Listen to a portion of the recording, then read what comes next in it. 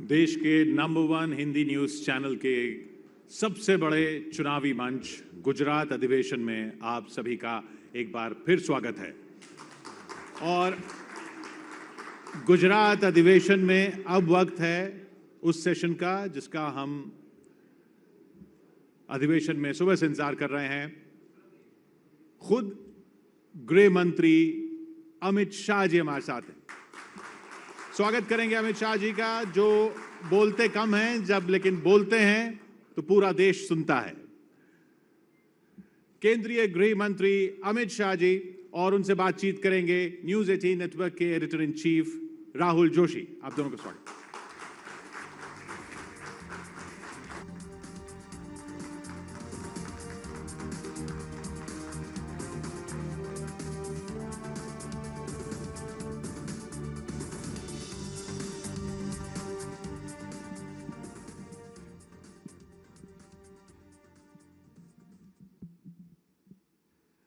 अमित शाह जी, आपका गुजरात अधिवेशन में आपका स्वागत है।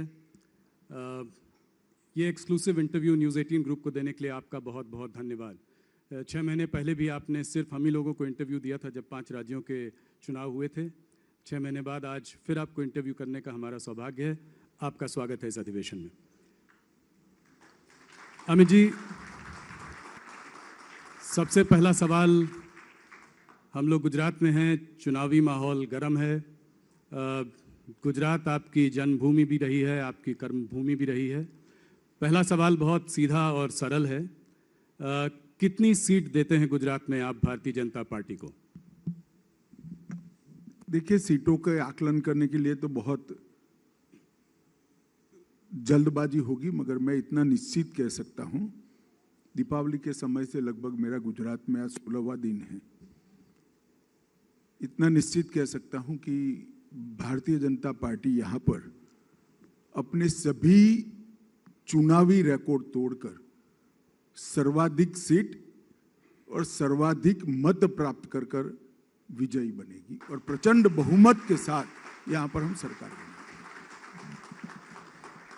क्या आप माधव सिंह सोलंकी का 1985 का रिकॉर्ड, जो कि 149 सीटों का था, उसको ब्रेक कर पाएंगे? माफ करना आप मुझे, हम रिकॉर्ड तोड़ने की राजनीति नहीं करते हैं, ना हमारी किसी से स्पर्धा है।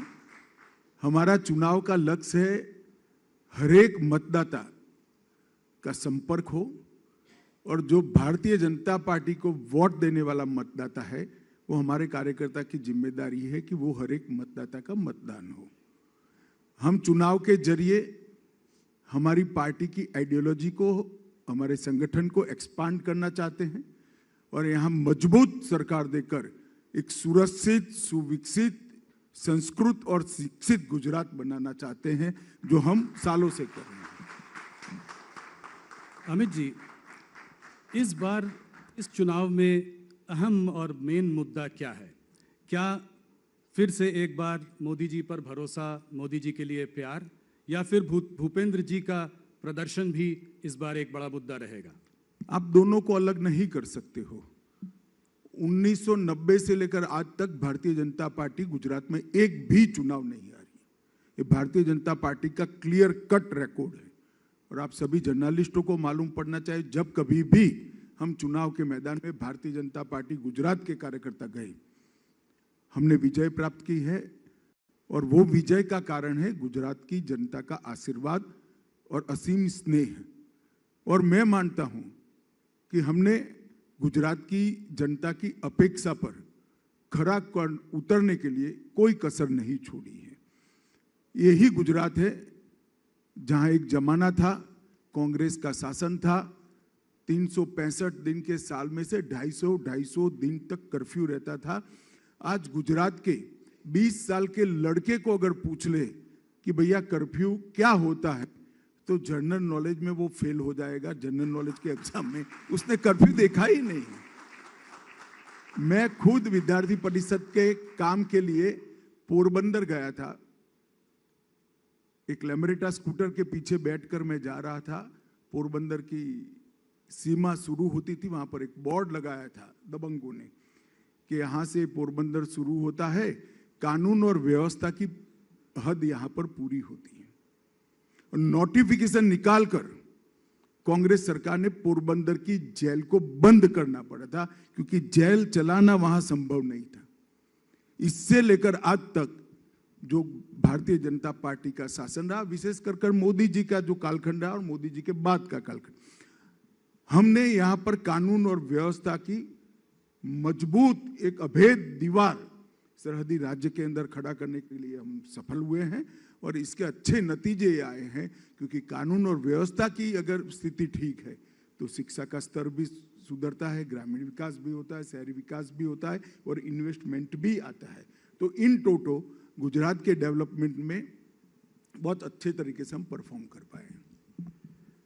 अमित जी, पिछले 27 सालों से गुजरात की जनता भारतीय जनता पार्टी और कांग्रेस के बीच में ही मत डालती आई है। इस बार कह रहे हैं कि एक तीसरी पार्टी भी जो है आम आदमी पार्टी, उसने भी जो है अपनी प्रेजेंस यहाँ पे बनाई है। कैसे देखते हैं आप, क्या इस बार ये लड़ाई त्रिकोणीय है? देखिए, आपने आपके यहाँ पर काम करने वाले जर्नलिस्टों से चर्चा किया होता तो शायद ये सवाल अलग तरीके से पूछते हैं। ऐसा नहीं है कि हर बार कांग्रेस और भाजपा के बीच में ही मुकाबला। बीच में केशुभाई पटेल ने अपनी पार्टी बनाई, इसके बीच में शंकर सिंह वाघेला ने पार्टी बनाई, उसके पहले चले जाए भाजपा जीतने के पहले तो चिमन भाई पटेल, जो राजनीति के बहुत बड़े जानकार व्यक्ति माने जाते हैं और जिनकी जनस्वीकृति भी काफी थी एक जमाने में, उन्होंने भी अपनी पार्टी बनाई। गुजरात ने कभी भी तीसरी पार्टी के कंसेप्ट को एक्सेप्ट नहीं किया है। गुजरातियों का स्वभाव है सबकी सुनते हैं। अब सुनने के कारण किसी के मन में भ्रांति हो जाए तो मैं क्या कह सकता हूं, डिब्बे खुलने दीजिए, परिणाम बहुत स्पष्ट आने वाला है। अमित जी, बहुत लोगों का कहना, हमारे यहाँ पत्रकार जो साथी हैं उनका कहना यह है कि भारतीय जनता पार्टी की लड़ाई इस बार भारतीय जनता पार्टी से ही है, क्योंकि काफी बड़े बड़े नेताओं का टिकट। तो अच्छा ही है, जो जीतेगा वो भाजपा का जीतेगा। जी जी जी पर सवाल यह है कि काफी बड़े नेताओं के टिकट कट गए हैं। काफी लोगों को आपने, जो कि बहुत समय से भारतीय जनता पार्टी के संग जुड़े हैं, 5 बार एमएलए रहे हैं, 7 बार एमएलए रहे हैं, मधु श्रीवास्तव हो, योगेश पटेल हो, इस तरह लोगों को इस बार टिकट नहीं मिला। तो क्या इस वजह से, और मैं इसीलिए कह रहा हूं कि ये बीजेपी वर्सेस बीजेपी लड़ाई है, कि कहीं इस वजह से कोई लोगों में थोड़ा सा मन मुटाव तो नहीं है? जरा भी मन मुटाव का सवाल नहीं है। आप जो कह रहे हैं वो पहली बार नहीं हुआ है। मैं 1995 से भारतीय जनता पार्टी की चुनावी प्रक्रिया को बहुत नजदीक से देखने वाला कार्यकर्ता हूं और 2002 से प्रक्रिया के अंदर बैठने वाला कार्यकर्ता हूं। हर बार 30% के आसपास टिकट और चेहरे बदलते हैं। ये हर बार की प्रक्रिया है, मगर एक भी बड़ा चेहरा बागी बनकर नहीं खड़ा है। आज सभी लोग पर्चा डलवाने के लिए गए, सभी के भाषण हुए हैं, सभी आप लोगों के इंटरव्यू में भी आ रहे हैं। भारतीय जनता पार्टी का एक कल्चर है कि भारतीय जनता पार्टी में जो फैसला होता है वो स्वाभाविक रूप से, अगर मेरे लिए कोई मुझे पसंद ना आए ऐसा फैसला होगा तो मैं व्यक्ति हूं, अंततोगत्वा दुख तो होगा ही होगा, मगर इसका मतलब ये नहीं कि मैं पार्टी के खिलाफ काम करूंगा। पार्टी की एक डिसिप्लिन होती है, पार्टी की एक संस्कृति है और हमारी पार्टी की एक परंपरा भी है। और हमारे सारे नेता, मेरी सबसे बात हुई है, एक लाइन से भारतीय जनता पार्टी को जिताने के लिए कटिबद्ध है और पूर्ण जोश से लगे हुए हैं। नहीं, हम लोगों ने सुना है कि आप खुद पर्सनली सबसे बात कर रहे हैं और यहाँ पर जमे हुए हैं और भारतीय जनता पार्टी के सीनियर वरिष्ठ नेताओं से। जमे क्या हुए, मैं यहीं का हूँ भाई, कहाँ बाहर बेचते हो? नहीं नहीं, मेरा मतलब है आप दिल्ली से यहाँ जमे हुए हैं पिछले 2 महीनों से जी। अमित जी, पिछले 10 सालों में आप लोगों ने कुछ मुख्यमंत्री बदले प्रदेश में। पिछली बार तो आपने पूरी की पूरी कैबिनेट ही बदल डाली। इस बार भी जो कैबिनेट में कुछ मंत्री हैं उनके भी कुछ के टिकट कटे हैं। तो क्या मोदी जी के यहाँ से जाने के बाद, आपके यहाँ से जाने के बाद गुजरात में एक स्थिरता आ पाई है? गुजरात अपना नेता ढूंढ देखिए, ये एनालिसिस ठीक नहीं है। मैं आपको बताता हूँ, मोदी जी के जाने के बाद आनंदीबेन पटेल मुख्यमंत्री बनी। आनंदीबेन का जाने का कोई और कारण न था, हमारी पार्टी का नियम था कि 75 साल तक काम करते हैं। उनके 75 साल समाप्त होने में 2 महीने थे, आनंदीबेन को बदला गया। उसके बाद में विजय भाई आए, विजय भाई पूरे 5 साल अपने पूरे किए और भूपेंद्र भाई कर रहे हैं। भूपेंद्र भाई के नेतृत्व में ही हम चुनाव लड़ रहे हैं। इसके बाद भूपेंद्र भाई को ही मुख्यमंत्री बनना है। अस्थिरता का सवाल कहां है? कोई सवाल ही नहीं पैदा होता अस्थिरता। मेरा एक सवाल ये भी आने वाला था कि क्या भूपेंद्र जी ही वापस मुख्यमंत्री बनेंगे, उसका हाँ जी, मैंने कह ही दिया। जी, जी, जी। भारतीय जनता पार्टी का बहुमत आएगा तो श्री भूपेंद्र पटेल ही मुख्यमंत्री बनेंगे, इसमें कोई दो राय नहीं। अमित जी, एक चीज देखी गई है पिछले कुछ सालों में कि ये एक फ्रीबीज की राजनीति चालू हुई है। आप लोगों ने उसके अगेंस्ट मतलब बहुत जोरों से बोला भी है, मोदी जी ने भी कहा है, उसको रेवड़ी की राजनीति बताया है। मगर नई पार्टियां आती हैं और जो है ऐलान करना शुरू कर देती हैं, इलेक्ट्रिसिटी मुफ्त, हेल्थ केयर मुफ्त, एजुकेशन मुफ्त, 1000 रुपये यहाँ देंगे, 3000 रुपये वहाँ देंगे। इस तरह की राजनीति के बारे में आप क्या कहना चाहेंगे? देखिए, गुजरात है, यहाँ एनालिसिस करने वाले लोग हैं, पढ़ने वाले लोग हैं, समझने वाले लोग हैं, और सोच समझकर एनालिसिस कर गुजरात की जनता फैसला लेती है। अब तक जो वादे किए गए इसका योग बताए तो गुजरात का बजट 2,42,000 करोड़ है और वादे हो गए हैं 3,52,000 करोड़ के। नई इनकम कुछ नहीं करनी है, पुराना बजट एज इट इज, और 3,52,000 करोड़ लाना है। कोई बता दे जरा कैसे लाएंगे, इसका तो हिसाब दे। ये गुजरात की जनता समझती है। और कुछ वादे तो इतने हास्यास्पद है। हम प्राथमिक शिक्षा को फ्री करेंगे, हमारे यहाँ 1960 से प्राथमिक शिक्षा फ्री है। अब क्या फ्री करोगे भाई तुम? फ्री है। उनको ये भी मालूम नहीं यहाँ क्या चल रहा है। स्वाभाविक है, यहाँ के नहीं है तो, परंतु थोड़ा स्टडी तो करना चाहिए। जब फ्रीबीज की बात होती है तो केंद्रीय सरकार भी तो फ्रीबीज दे रही है। कहीं ऐसा जैसे कि फ्री राशन दे रहे हैं आप, उसकी आपकी व्यवस्था बनी हुई है, फ्री सिलेंडर आप भी दे रहे हैं, तो इसको आप कैसे देखते हैं? क्या ये फ्रीबीज नहीं? देखिए, दो चीजों में तत्वतः फर्क है। जैसे भारत सरकार की सो कॉल्ड फ्रीबीज, किसी को घर देना, किसी को गैस का कनेक्शन देना, किसी के घर में लाइट पहुंचाना, किसी को आयुष्मान भारत का कार्ड देना, और अब अंत में आपने जो कहा कोरोना के बाद उनको फ्री राशन देना, किसी को बिजली देना, ये रेवड़िया बांटना नहीं है, मगर बिजली का बिल न देना रेवड़िया बांटना है। किसी को घर देना मैं नहीं मानता रेवड़ी बांटना है। ये इसके जीवन स्तर को उठाने का प्रयास है। जो आजादी के 70 साल तक कांग्रेस ने 60 साल तक शासन किया, वो नहीं कर पाए, वो हम करें। मगर फिर घर का टैक्स हम माफ नहीं करते इसका। हम शौचालय बना देते हैं क्योंकि अधिकार है 75 साल के बाद एक महिला का कि घर में शौचालय हो, उसको एम्ब्रेसमेंट ना हो सुबह, मगर हम शौचालय का रिपेयरिंग नहीं कर देते। और जहां तक मुफ्त में अनाज देने की बात है, आप सभी को मालूम है, पूरा देश जानता है, पूरी दुनिया जानती है कि कोरोना के बाद एक लिंगरिंग फेज में स्लो डाउन रहा है, जिसकी सबसे बुरी असर किसी पर पड़ी है तो देश के गरीबों पर पड़ी है। सोसाइटी का कोई भी सेगमेंट कुदरती आपत्ति के कारण, महामारी के कारण अगर किसी भी तरह से प्रभावित होता है तो शासन की जिम्मेदारी है, नैतिक जिम्मेदारी है इसको मदद करना। जैसे बाढ़ आती है, सूखा आता है, साइक्लोन आता है, तो हम मदद करते हैं, वो फ्रीबीज नहीं है, उसका सपोर्ट है। तो ये दोनों को मिक्सअप नहीं करना चाहिए। वोट के लिए रेवड़िया बांटना अलग बात है, और किसी का जीवन स्तर ऊपर उठाने के लिए एक बार उसको मदद कर इसको अच्छे जीवन जीने का इंफ्रास्ट्रक्चर देना अलग बात है। दोनों के बीच में मूलतः अंतर है, और मैं मानता हूं देश की जनता इसको जानती है। एक दूसरे प्रश्न की ओर बढ़ते हैं। राज्यों के जब चुनाव आते हैं तो उसके पहले यूनिफॉर्म सिविल कोड की बात आपकी पार्टी करती है। भाई एक मिनट रुक जाओ। 1950 से हमारे हर घोषणा पत्र में है कि हम यूनिफॉर्म सिविल कोड को लाएंगे जी।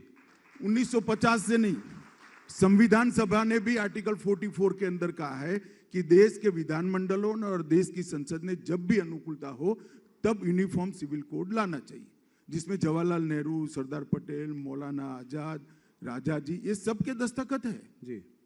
अब इन लोगों को क्या कहोगे? ये भी सांप्रदायिक सोच कर गए थे ना, वो सांप्रदायिक सोच कर नहीं गए थे। एपीसमेंट के कारण के बाद 67 के बाद आपने सांप्रदायिक सोचना शुरू किया है। वो तो ठीक ही सोच कर गए थे कि किसी भी पंथ निरपेक्ष राष्ट्र के अंदर सभी धर्म के नागरिकों के लिए समान कानून होना चाहिए, कानून धर्म के आधार पर नहीं होना चाहिए।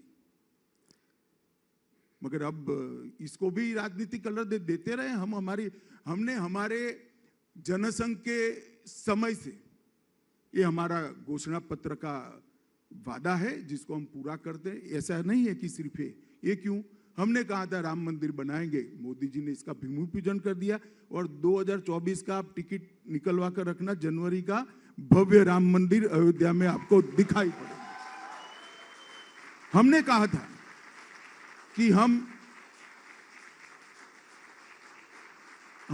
था कि हम ट्रिपल तलाक को समाप्त कर देंगे जी। हमने कर दिखाया। हमने कहा था एक देश में 2 विधान 2 निशान 2 प्रधान नहीं चलेंगे, धारा 370 हट कर रहेगी और 5 अगस्त 2019 को मोदी जी ने धारा 370 को हटा दिया। ये सभी हमारे वादे हैं। धारा 370 हटी, कौन सा चुनाव था भाई?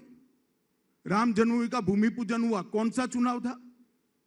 ट्रिपल तलाक हटा, कौन सा चुनाव था? और अगर आप नहीं हटाना चाहते हैं, आप कॉमन सिविल पर्सनल लॉज को सेव करना चाहते हैं, तो कांग्रेस पार्टी ने कह देना चाहिए कि इस देश में कॉमन सिविल कोड नहीं होना चाहिए। इतनी नैतिक ताकत तो होनी चाहिए। मैं तो कांग्रेस के सारे नेताओं को कहता हूं कि मीडिया अगर इकट्ठा ना होता तो हम भेज देते हैं, सब लोग एक बार घोषणा कर दो कि देश में कॉमन सिविल कोड नहीं होना चाहिए। कुछ ट्रेंड तो लो जी। मैंने तो ऐसी कंफ्यूज पार्टी ही नहीं देखी। धारा 370 हटाने का बिल लेकर गए तो मैंने बोला भाई, आप मनीष भाई ने भाषण किया था, मैंने बोला आप हाँ बोल रहे हो और ना बोल रहे हो जी। कि कई बार ब्लैक एंड व्हाइट नहीं होता है, कुछ बार बीच का ही होता है, मगर हम बीच के नहीं है। हम बिल्कुल मानते हैं कि जो हमने कहा है वो हमने करना है। तो क्या इसके लिए कोई केंद्रीय कानून लाएंगे? क्या करेंगे इसके लिए? Uniform civil code, uniform civil code के लिए कोई केंद्रीय कानून लाएंगे? कैसे इसको इंप्लीमेंट करेंगे? नहीं, इंप्लीमेंट कैसे करेंगे? विधानसभा कानून लेकर आएगी, अपने आप इंप्लीमेंट हो जाएगा। इस देश में कानून बनाने की प्रक्रिया संविधान ने बनाई हुई है, कानून के इंप्लीमेंटेशन की एडमिनिस्ट्रेटिव व्यवस्था भी है, इसी हिसाब से होगा। अमित जी, इलेक्शंस के पहले देखा है कि एक पोलराइजेशन की एक थीम जो है हर इलेक्शन में आ जाती है। इस बार भी जो है डिमोलिशन ड्राइव को ऑपोजिशन पार्टीज ये कह के इसको पोलराइजेशन का कलर दे रही हैं। क्या कहते हैं आप इसके बारे में? देखिए, कोई ऑपोजिशन पार्टी ने नहीं किया, मैं तो ढूंढ रहा हूं कौन बोलता है। आप लोग ही पूछ करते हो। ऑपोजिशन पार्टी को अगर दिक्कत है तो उन्होंने कह देना चाहिए कि द्वारका के अंदर गैर कानूनी धार्मिक जो एंक्रोचमेंट थे वो रहने चाहिए। किसी ने नहीं कहा है, ये रूटीन अफेयर है। मैं मानता हूं बेट द्वारका जैसी जगह पे जो गैर कानूनी कंस्ट्रक्शंस थे वो निकालने चाहिए। और मैं तो भूपेंद्र भाई और हर्ष संघवी की टीम को बहुत बहुत बहुत साधुवाद देना चाहता हूं कि बहुत अच्छे तरीके से उन्होंने ये ड्राइव चलाया है और नतीजे बहुत अच्छे आए। हर्ष जी हमारे साथ यहाँ पे मौजूद भी हैं। कांग्रेस के प्रदेश अध्यक्ष जगदीश ठाकुर जी ने कहा है कि देश के संसाधनों पर मुसलमानों का पहला अधिकार होना चाहिए। क्या कहेंगे इस पर?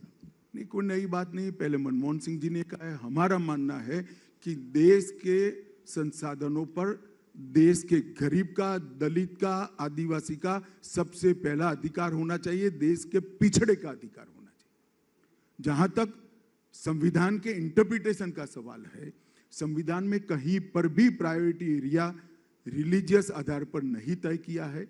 संविधान ने प्रायोरिटी एरिया पिछड़ेपन के आधार पर, इकोनॉमिक बैकवर्ड्स के आधार पर और दलित और ट्राइबल के और पिछड़ा वर्ग के लिए किया है।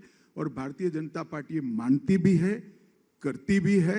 और नरेंद्र भाई ने 8 साल के अंदर, हमारे देश के प्रधानमंत्री जी ने इस देश में हर गरीब के घर में घर पहुंचाने का काम किया है, घर में बिजली पहुंचाने का काम किया है, घर में गैस पहुंचाने का काम किया है, घर में शौचालय पहुंचाने का काम किया है, घर में आरोग्य की सारी सुविधाएं पहुंचाने का काम किया है और हर घर में शुद्ध पीने का पानी, नल से जल आज काफी हद तक आगे बढ़ चुका है।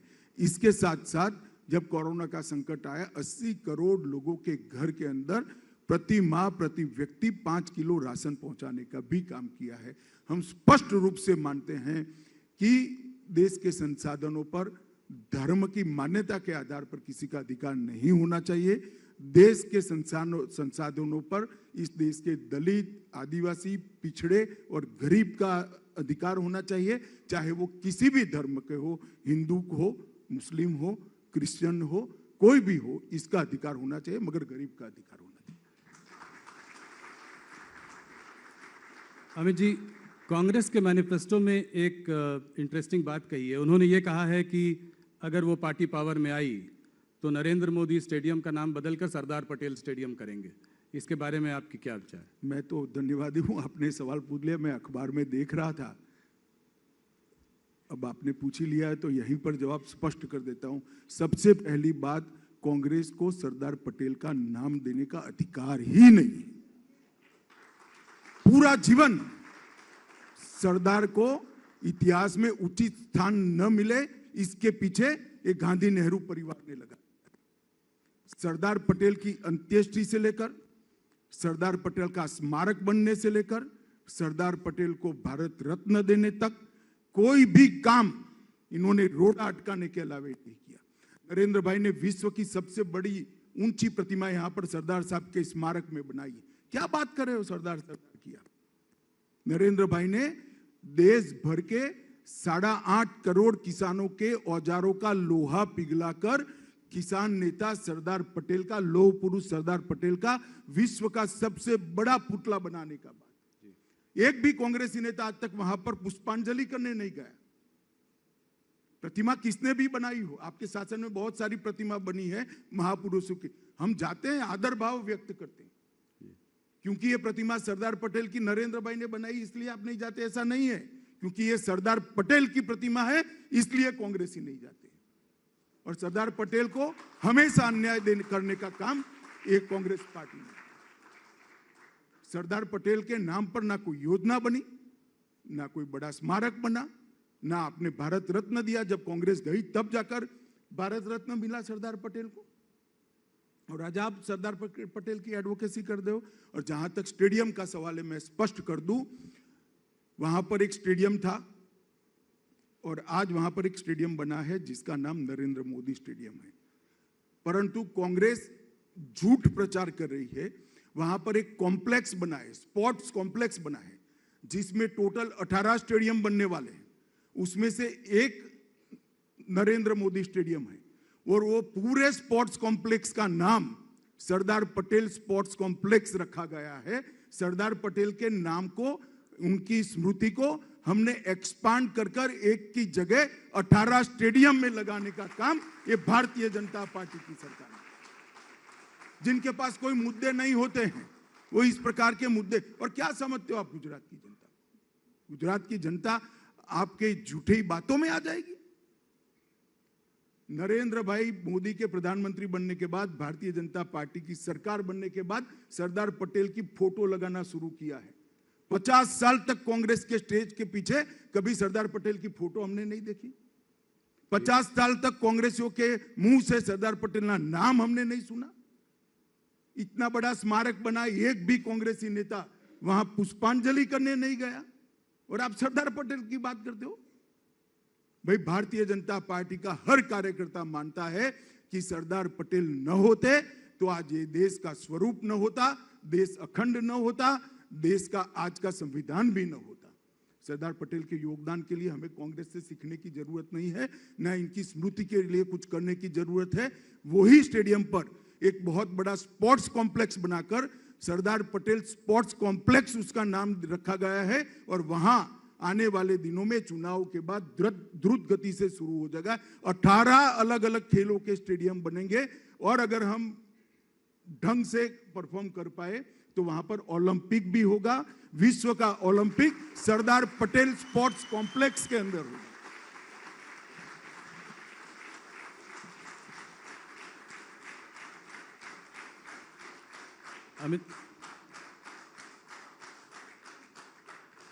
अमित जी, एक बार मैं फिर कोशिश करूंगा आपसे एक सवाल घुमा घुमा कर पूछने की मुझे थोड़ी सी आदत है। अगर वोट शेयर एनालिसिस करा जाए गुजरात में तो पिछली बार आप लोगों का करीब 47% से ऊपर था और कांग्रेस का 41.4 के आसपास था। आपका ये वोट शेयर जो है 47 से 50 के बीच में बना रहा है। इस बार अगर मुकाबला त्रिकोणी है तो क्या ये वोट शेयर, आप अपने वोट शेयर को कैसे देखते हैं? और क्योंकि ये त्रिकोणी मामला है, क्या आपकी सीट बढ़ सकती है, घट सकती है? कितनी सीटें आएंगी? आप हर बार एक आंकड़ा देते हैं, इस बार नहीं दे रहे हैं। राहुल जी, मैं जरूर दूंगा आंकड़ा, परंतु मैं इतना कह सकता हूं वोट शेयर हमारी जरूर बढ़ेगी, अच्छी खासी वोट शेयर बढ़ेगी। और दूसरा, सीटें भी हमारी अप्रत्याशित रूप से बढ़ेगी। आपने ही कहा जैसे बिखराव है, ये बिखराव दिख रहा है, बहुत अप्रत्याशित तरीके से हमारी सीटें बढ़ेगी। और Bharatiya Janata party vote share और नंबर ऑफ सीट दोनों दृष्टि से अपने सारे रिकॉर्ड तोड़कर प्रचंड बहुमत के साथ भूपेंद्र भाई के नेतृत्व में हम यहाँ पर सरकार बनाएंगे, ये सुनिश्चित है। आंकड़ा अभी बताने का समय नहीं है, अभी तो सारी पार्टियों का सूची, मेरी पार्टी की सूची भी अभी 20 मिनट पहले अंतिम घोषित हुई है, तो सभी पार्टियों का सूची घोषित नहीं हुआ है, तो अभी आंकड़ा नहीं बता सकते। पर बेस्ट परफॉर्मेंस बीजेपी की इस बार? बिल्कुल बेस्ट परफॉर्मेंस होगा बीजेपी का। ऑपोजिशन का अटैक जो है आपके ऊपर 2-3 मुद्दों पर है। मैं उन सबको साथ में मिलाकर एक प्रश्न पूछ लेता हूं ताकि आप उसका जवाब दे सकें। एक तो महंगाई, जो कि वैसे भी थोड़ी प्रबल रही है, पिछले इन्फ्लेशन थोड़ा सा ज़्यादा रहा है, पूरे देश में भी रहा है और यहाँ पे भी। दूसरा बेरोजगारी और तीसरा करप्शन, ये 3 मुद्दे उठाते रहते हैं। तो मैंने सोचा कि इसको मिला जुला कर आपसे एक सवाल पूछूं। देखिए, जहाँ तक करप्शन का सवाल है, कांग्रेस की 10 साल की सरकार, सोनिया मनमोहन की सरकार देश ने देखी है। 10 साल में 12 लाख करोड़ के घपले, घोटाले, भ्रष्टाचार और इसकी एक अनंत लंबी सूची इस देश की जनता ने महसूस की है। कांग्रेस में घोटाले गिनना मुश्किल था, हमारे शासन में घोटाले ढूंढना मुश्किल है। कांग्रेस भ्रष्टाचार बोलती, यहां भ्रष्टाचार हुआ है स्पेसिफिक कोई आरोप नहीं लगा सकता। जहां तक महंगाई का सवाल है, पहले कोरोना के कारण और बाद में रशिया और यूक्रेन के युद्ध के कारण पूरे विश्व की सप्लाई चेन में बिखराव है और एक वैश्विक समस्या है जिसका असर कम मात्रा में भारत पर भी पड़ा है। मगर मैं देश की जनता को, गुजरात की जनता को सुनिश्चित करना चाहता हूं कि टेम्पररी फेज है। नरेंद्र मोदी सरकार ने बहुत अच्छे तरीके से इसकी रणनीति भी बनाई है और दुनिया में कोरोना के बाद मंदी से सबसे तेजी से उभरने वाले देशों में से एक देश भारत है। हमारी अर्थव्यवस्था वी शेप में रिकवर करी है और अब इस पर भी काफी अच्छा असर पड़ेगा। शायद रशिया यूक्रेन युद्ध न होता तो अब तक तो हम बाहर भी आ गए होंगे। बेरोजगारी के लिए भी नरेंद्र भाई ने ढेर सारे कदम उठाए हैं और गुजरात में तो विशेषकर उठाए, हमारी डबल इंजन की सरकार ने उठाए हैं। और अभी मोदी जी हर महीने 75,000 से 1.25 लाख तक युवाओं को केंद्र सरकार की रोजगारी 10 माह तक कंटिन्यूस दे रहे हैं। तो ये बहुत बड़ा एक ड्राइव है जी। और गुजरात में जिस तरह का इन्वेस्टमेंट आया है, देखिए नरेंद्र मोदी शासन की खूबी ये नहीं थी कि नरेंद्र मोदी जी ने यहाँ पर अच्छा शासन किया, वो तो किया ही। चाहे शिक्षा के क्षेत्र में ड्रॉप आउट रेशियो को कम करना हो, एनरोलमेंट को बढ़ाना हो, स्वास्थ्य के क्षेत्र के अंदर माता मृत्यु दर और बाल मृत्यु दर में सुधार करना हो, जहाँ तक ड्रिंकिंग वाटर और इरिगेशन का सवाल है, भूगर्भ जल स्तर को ऊपर लाना हो, ये सारे ऐसे पैरामीटर्स है जो रेयरली इंप्रूव करते हैं जी। माता मृत्यु दर, बाल मृत्यु दर इंप्रूव नहीं करता है, ड्रॉप आउट रेशियो और एनरोलमेंट इंप्रूव नहीं करता, इसके लिए कड़ी मेहनत करनी पड़ती है। भूगर्भ जल स्तर ऊपर नहीं आता है, कृषि का विकास दर 10 साल तक 10% से ज्यादा रखना बहुत एफर्ट्स मांगने वाली, ये सब नरेंद्र मोदी जी के कार्यकाल में हुआ है।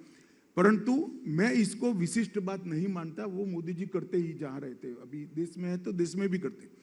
परंतु मोदी जी ने कैसी व्यवस्था बनाई, उनके न रहते हुए भी ये सारी चीजें चालू रही है और उनके यहाँ से जाने के बाद भी गुजरात के अंदर सुशासन की वो प्रणाली आज भी चालू रही। अच्छा सुशासन देना अच्छा ही है, मगर उससे अच्छा है इस प्रकार की व्यवस्था करो कि आपके बाद भी सुशासन चलता रहे। मोदी जी ये करने में बहुत सफल हुए हैं और शायद देश में बहुत कम नेता है जिन्होंने इस तरह से स्थायी स्वरूप सुशासन को देने का प्रयास किया है। गुजरात से हटकर थोड़ा हिमाचल की ओर चलते हैं। वहाँ तो आप, यहाँ तो आपने आंकड़ा नहीं दिया, कम से कम यहाँ तो आंकड़ा दे दीजिए, यहाँ तो चुनाव हो चुका है। मुझे लगता है कि लास्ट टाइम हमारा जो बहुमत था बाय एंड लार्ज +- कर मेंटेन करेंगे। वापस दोबारा सरकार बनेगी? निश्चित रूप से भारतीय जनता पार्टी की सरकार बनेगी। वहाँ मुख्यमंत्री कौन होगा? क्या जयराम हमने ठाकुर? घोषित किया है, इनके नेतृत्व में हम चुनाव लड़ रहे हैं, हमारे मुख्यमंत्री जी के नेतृत्व में लड़ रहे हैं, वही बनेंगे। वही बनेंगे दोबारा।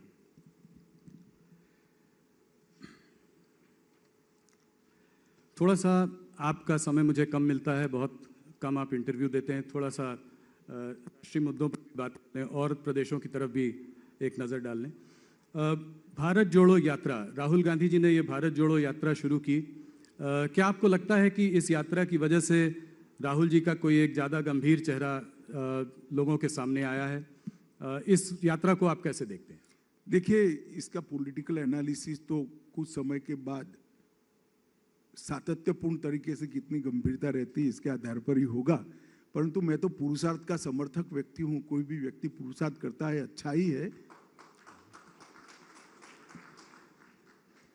आप अगला चुनाव जो है, जो कि बहुत महत्वपूर्ण चुनाव आपके लिए होगा, वो होगा कर्नाटका का चुनाव। तो कर्नाटक में आप अपनी स्थिति को कैसे देखते हैं? क्या वहां पर भी थोड़ा एंटी इनकम्बेंसी फैक्टर ज़्यादा है इस वक्त?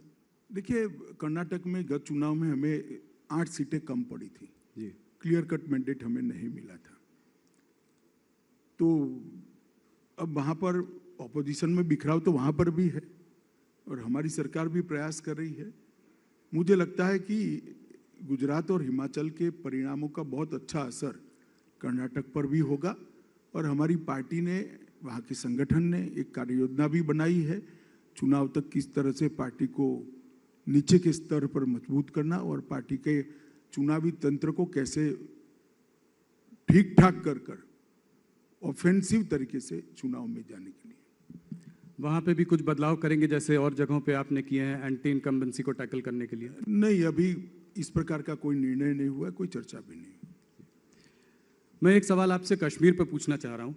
आपने वहाँ पे आर्टिकल 370 जो है रिमूव किया, काफ़ी टेररिज्म पर आपने जो है काबू पाया, बहुत डेवलपमेंट स्कीम्स भी अनाउंस करी। आगे क्या होगा? ये इलेक्शंस कब होंगे? क्या 2023 में हम कश्मीर में चुनाव देखेंगे? देखिए, कश्मीर की 3 समस्या थी। एक तो लोकतंत्र वहाँ पर बिल्कुल एक प्रकार से इसकी कोई बेअसर हो इस प्रकार से बना दिया गया था, क्योंकि पूरे भारत में त्रिस्तरीय शासन व्यवस्था है। एक पंचायत व्यवस्था है, एक असेंबली है और एक पार्लियामेंट के चुनाव होते हैं। वहाँ पर पंचायत के भी 3 स्तरों को शुरू ही नहीं किया गया था।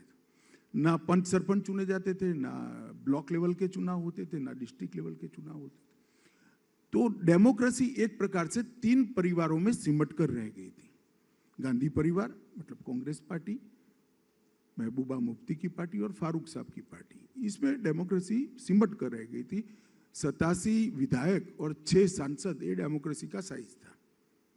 आज नरेंद्र मोदी सरकार के कारण वहां पर 30,000 से ज्यादा पंच सरपंच चुनकर अपना काम कर रहे हैं जी।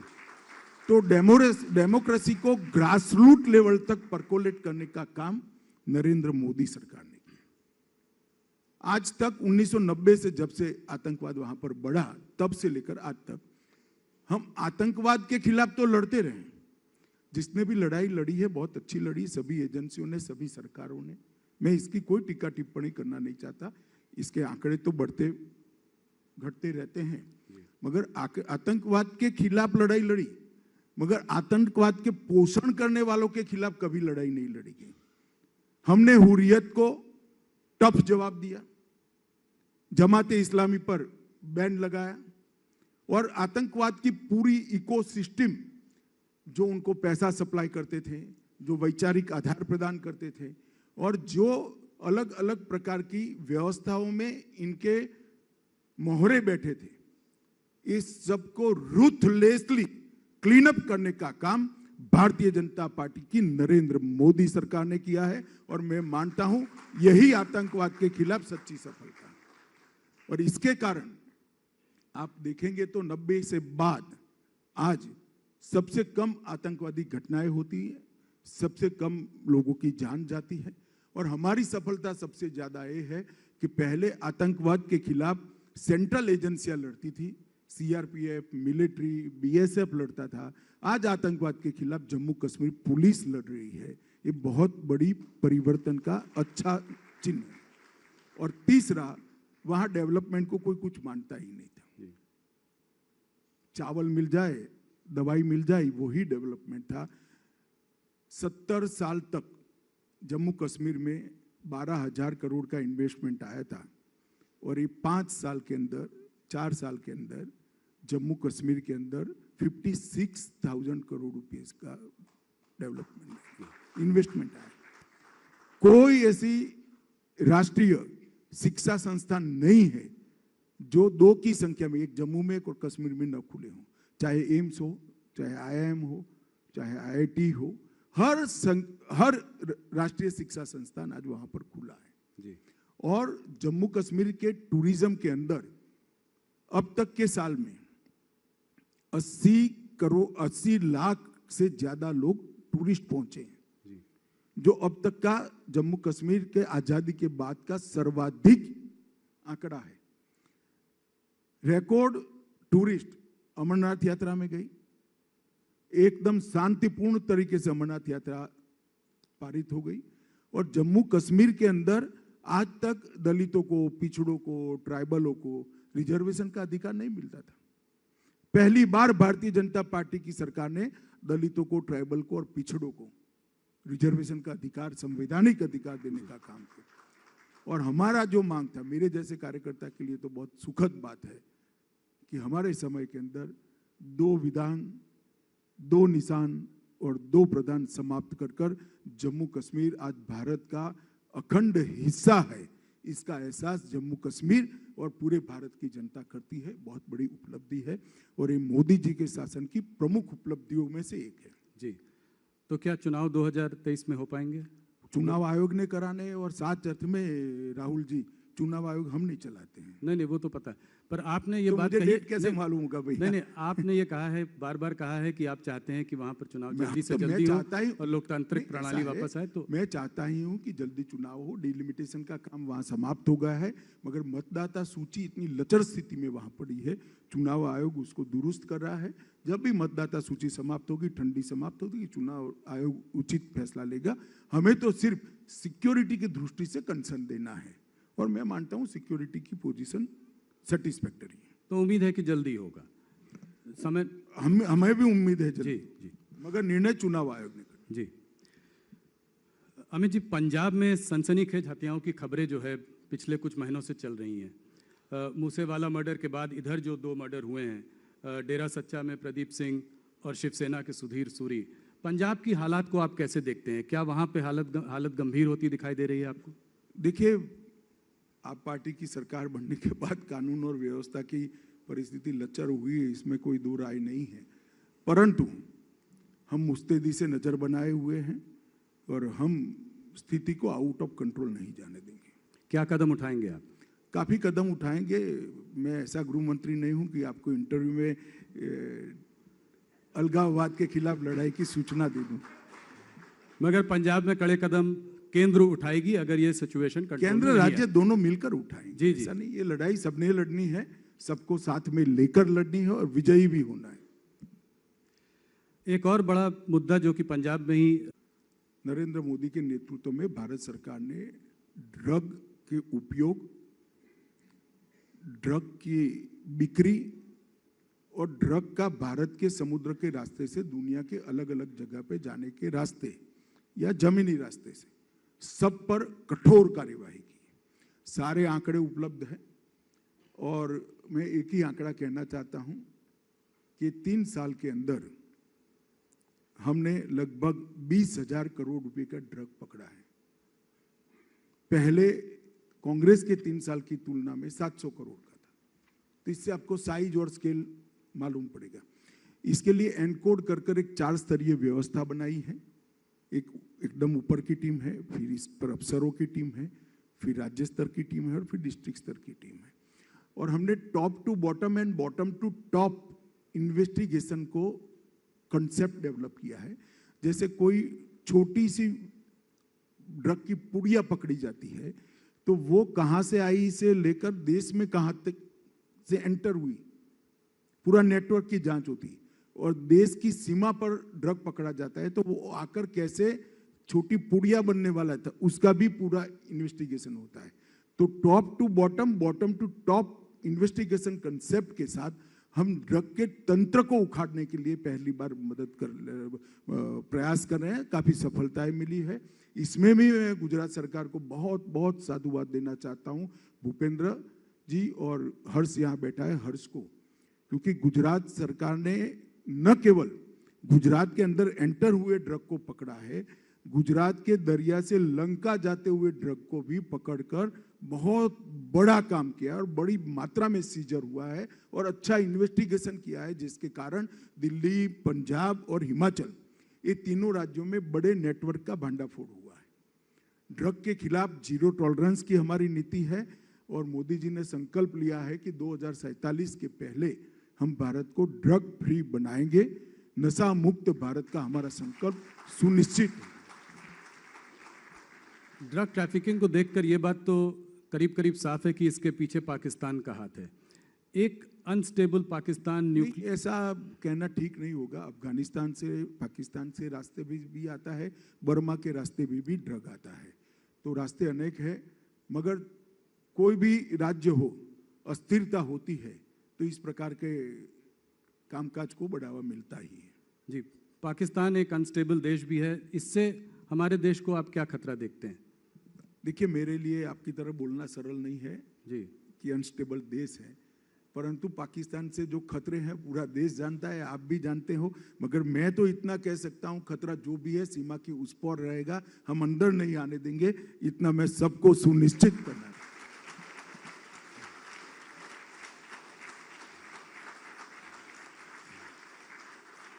जो एरिया कश्मीर का पाकिस्तान के पास है, जिसको कि हम पाकिस्तान ऑक्यूपाइड कश्मीर कहते हैं, उसको वापस लेने के लिए क्या कदम उठाएगी सरकार, क्या आशा कर सकते हैं हम? देखिए, ऐसे कदमों की सार्वजनिक चर्चा नहीं होती है, मगर भारत का संपूर्ण रूप से मानना है, हमेशा से मानना रहा है, आज का नहीं है, हमेशा से मानना रहा है। हमारी पार्लियामेंट का संकल्प है कि हमारा हिस्सा है।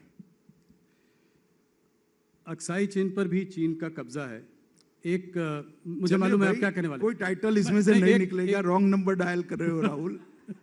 नहीं, पर फिर भी एक विस्तारवादी चीन एज अ कंट्री हमारा बहुत स्पष्ट मत है, जो हमारे देश की संसद ने इन दोनों विषयों पर जो प्रस्ताव पारित किए हैं, भारतीय जनता पार्टी अडिगता के साथ संसद के वो प्रस्ताव के साथ खड़ी है।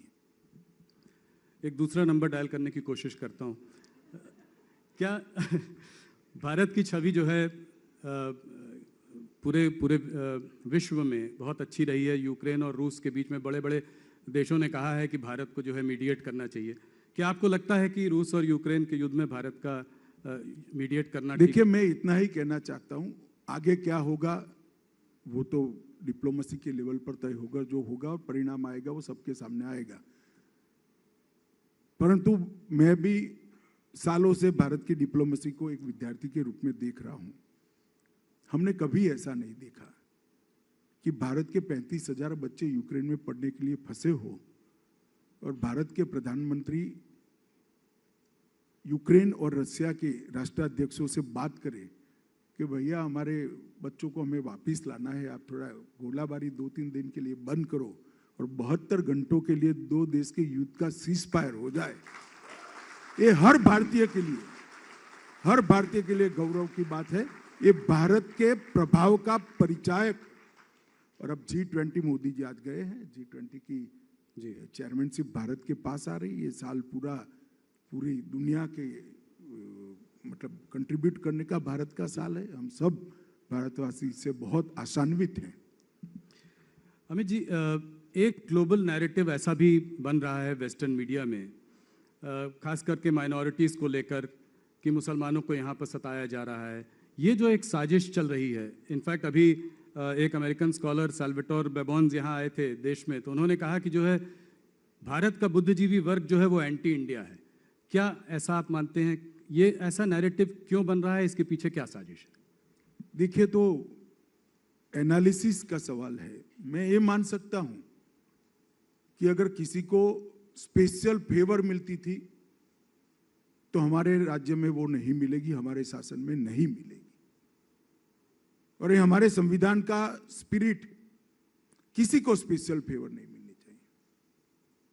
Justice for all, appeasement to none, ये भारतीय जनसंघ का मूल सूत्र है और हम उसी पर चल रहे हैं।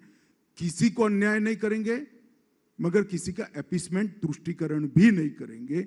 ये देश संविधान के हिसाब से चलना चाहिए और संविधान के स्पिरिट से हिसाब से चलना चाहिए। अब किसी को स्पेशल फेवर बंद होती है, इसको आप अन्याय कहते हो, तो आपको अन्याय की डेफिनेशन बदलनी चाहिए, उनकी डेफिनेशन बदलनी चाहिए। अमित भाई, ये मैंने पिछली बार भी आपसे ये सवाल पूछा था, सीए को आप कब तक नोटिफाई कर पाएंगे? आपने कहा था there is no question of going back. ऐसा है जी, सीए देश का कानून है, आप पहले समझ कर चलिए। जी, कोरोना के कारण जारी होने में, मतलब उसको लागू करने में हमें थोड़ी देर हुई है, मगर अब कोरोना की स्थिति ठीक है और सीए का लागू होना सुनिश्चित है। Amit ji, left wing extremism जो है हमारे देश के लिए एक बहुत बड़ा चैलेंज बन चुका है। झारखंड में ये समस्या और भी ज़्यादा भारी है, इसको आप कैसे देखते हैं? झारखंड बुरा पहाड़ को क्लियर करने के बाद लगभग समाप्त हो चुका है। आपके पास शायद लेटेस्ट आंकड़े नहीं है। लेफ्ट विंग एक्सट्रीमिज्म के, मतलब वामपंथी उग्रवाद के सभी आंकड़ों के अंदर 90% से 60% से 90% की गिरावट है। और जो 243 जिलों में फैला हुआ था, अब वो 43 जिलों में सिमट कर रह गया है। ये 3 साल के अंदर हमने बहुत कठोर लड़ाई लड़ी है। ढेर सारे लोगों ने आत्मसमर्पण किया है और ढेर सारे लोगों पुलिस की मुठभेड़ में मारे भी गए हैं। और वहाँ पर डेवलपमेंट के मोर्चे पर भी मोदी सरकार ने बहुत अच्छा काम किया है। मैं इतना विश्वास के साथ कह सकता हूँ कि बिहार और झारखंड में वामपंथी उग्रवाद का एरा अब समाप्त हो चुका है। निर्णायक पोजीशन आज वहाँ पर भारत सरकार की एजेंसियों की है और अब जो थोड़ा हिस्सा बचा है, उड़ीसा, तेलंगाना और छत्तीसगढ़ के बीच के ट्रायंगल का, उसको भी हमने 817 कैंप लगाए हैं। आप कल्पना कर सकते, 3 साल में 817 कैंप जी, इतने अंदर गए हैं। बहुत अच्छा परिणाम आया है। आप होम डिपार्टमेंट की साइट को खंगाल लीजिएगा तो शायद आपको 45 मिनट का कार्यक्रम करने का एक मटेरियल मिल जाएगा। अमित जी, 2-3 सवाल और। मुझे पता है कि समय आपके पास कम है, पर आपको पकड़ना आसान भी नहीं है, इसलिए मैंने कहा कि 2-3 सवाल और पूछ लेता हूँ। इंटेलिजेंस एजेंसीज, ऑपोजिशन का कहना है कि ये सरकार जिस तरीके से यूज़ कर रही है, एक डर बनाने का माहौल, नेताओं के पीछे जो है ईडी को लगा देना। इधर बीच एक स्पेशल कोर्ट ने ये तक कहा कि जो है संजय राउत जी के पीछे जो ईडी का इन्वेस्टिगेशन रहा वो एक विच हंट है। इसको आप कैसे देखते हैं? देखिए, हमारे देश में न्यायिक व्यवस्था बनी है और 3 स्तरीय न्यायिक व्यवस्था है। सेशंस कोर्ट होते हैं, हाई कोर्ट होते हैं, सुप्रीम कोर्ट होती है, जो देश की सर्वोच्च अदालत है। किसी को भी कोई भी ग्रीवेंस है तो प्रेस में जाने की जगह कोर्ट में जाना चाहिए। और संजय राउत जी के खिलाफ जो जजमेंट आया है, मतलब उनके पक्ष में जो, उसमें भी हाई कोर्ट में अपील हुई, उसकी राह देखनी चाहिए। मुझे मालूम नहीं है लीगल पोजीशन क्या है, मगर हमारी सरकार की समय में एजेंसियों का रिकॉर्ड है, जो भी केस बनाए वो कोर्ट में टिकते हैं और मेरिट्स के आधार पर केस बने हैं। जी, 2024 के चुनाव को आप कैसे देखते हैं? जो सीट आपके पास प्रचंड बहुमत आई थी, उससे आप उससे अच्छा कैसे कर सकते हैं?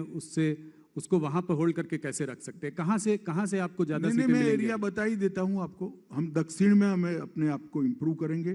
तेलंगाना, तमिलनाडु और आंध्र के कुछ डिस्ट्रिक्ट में हम अच्छा परफॉर्म करेंगे, परिणाम लाएंगे। इसके साथ साथ उड़ीसा में हम बहुत अच्छा इंप्रूव करेंगे, बंगाल में हम बहुत अच्छा इंप्रूव करेंगे। 18 सीट से ज्यादा हैं? बंगाल में और ज्यादा? हाँ, बहुत अच्छा इंप्रूव करेंगे। और बिहार में अब जगह हमारी बढ़ गई है तो स्वाभाविक रूप से इंप्रूवमेंट होगा। दोनों हमारा रिकॉर्ड रहा है कि हमने 2019 में एनडीए के साथ 2/3 बहुमत प्राप्त किया। अरे 2014 में, 2019 में भाजपा ने 2/3 बहुमत प्राप्त किया और 2024 में इससे भी बड़े बहुमत के साथ फिर से मोदी जी का प्रधानमंत्री बनना सुनिश्चित है। मैं देश की जनता के आशीर्वाद हमारे साथ है, मोदी जी के साथ है और मोदी जी के प्रयास को देश के अर्थतंत्र को मजबूत बनाने का प्रयास, देश के अर्थतंत्र को 11वें पायदान से 5वें पायदान पर लाने का रिजल्ट और देश को मैन्युफैक्चरिंग हब बनाने का रिजल्ट देश की पूरी जनता जानती है। देश के सुरक्षा सिनेरियो को मोदी जी ने ड्रास्टिकली चेंज किया है। देश के इंफ्रास्ट्रक्चर के अंदर 1,09,000 करोड़ का 5 साल में इन्वेस्टमेंट, वो कोई कल्पना नहीं कर सकता था, जो मोदी जी ने धरातल पर लाकर बताया है। और हर क्षेत्र के अंदर, चाहे पर्यावरण हो, चाहे कानूनी सुधार हो, चाहे कानून रिपील करने हो और चाहे दुनिया की सभी समस्याओं में लीड देना हो, पूरी दुनिया मोदी जी की ओर बहुत आशा के साथ दिख रही है। तो मोदी जी की एक ग्लोबल लीडरशिप को देश की 130 करोड़ की जनता एक्नॉलेज करती है और मुझे भरोसा है कि हम और अच्छे बहुमत के साथ 24 में फिर से मोदी जी के नेतृत्व में सरकार बनाएंगे और देश अपने सभी लक्ष्यों को प्राप्त करेगा। अमित जी, आपने हमको इतना समय दिया। आपको, आपकी इस इंटरव्यू को पूरे देश में हमारे सारे चैनल में हर भाषा में देखा गया है। आपके समय के लिए आपका बहुत बहुत धन्यवाद। आपने इस बार फिर हमको पहले नेशनल चैनल को इस इंटरव्यू को दिया, इसके लिए आपका बहुत बहुत धन्यवाद। Thank you. मुझे यहाँ बुलाकर मंच देने के लिए टीवी 18 का बहुत बहुत आभार। और गुजरात की जनता को मैं अपील करना चाहूँगा, जिन्होंने किया है इन पर भरोसा रखना, वो ही करेंगे, वो ही गुजरात को मजबूत बनाएंगे, वो ही गुजरात को नंबर 1 बनाएंगे। जिन्होंने किया है इस पर भरोसा रखना। धन्यवाद। बहुत बहुत धन्यवाद। देश के गृह मंत्री अमित शाह जी हमारे साथ थे। अमित जी, मैं गुजारिश करूंगा, राहुल जी से गुजारिश करेंगे कि केंद्रीय गृह मंत्री अमित शाह जी को धन्यवाद दें इस मंच पर, हमारे मंच पर आने के लिए। अमित शाह जी।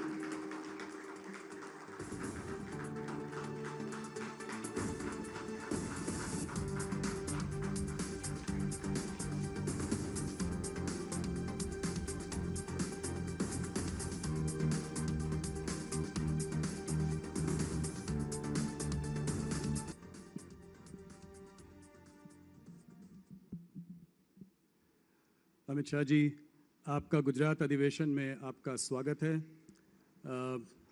ये एक्सक्लूसिव इंटरव्यू न्यूज़ 18 ग्रुप को देने के लिए आपका बहुत बहुत धन्यवाद। 6 महीने पहले भी आपने सिर्फ हम ही लोगों को इंटरव्यू दिया था जब 5 राज्यों के चुनाव हुए थे।